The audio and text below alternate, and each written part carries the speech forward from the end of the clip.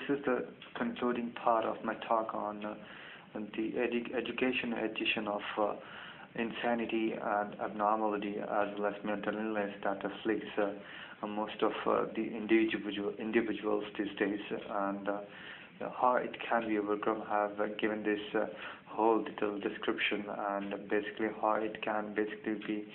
kept at bay and the steps we can follow if we really want to lead a life which is basically hassle-free and basically which is free from all sorts of day-to-day nitty-gritties of our life. So when I say that the person basically becomes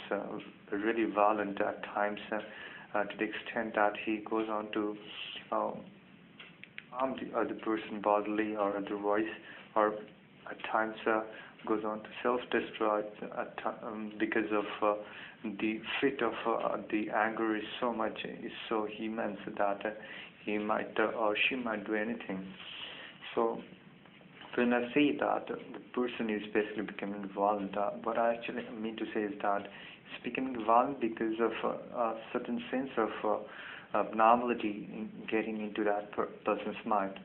Now, a person can indeed get very angry, might get out of mind when at times provoked because of certain reasons, when the other person is trying to provoke another person who is basically keeping his own and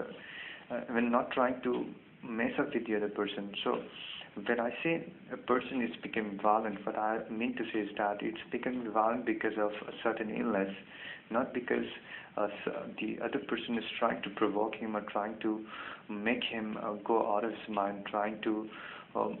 rather kill him or harm him. In that case, if a person becomes violent, then that is quite normal, that is quite obvious, that is human nature altogether. Because if,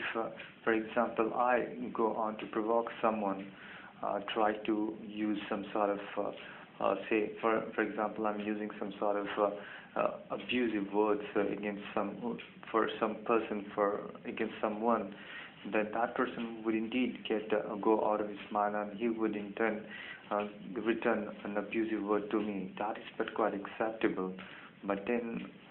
what I mean to say, when a person is getting angry or getting violent, is because that person is basically afflicted through his mental illness or otherwise,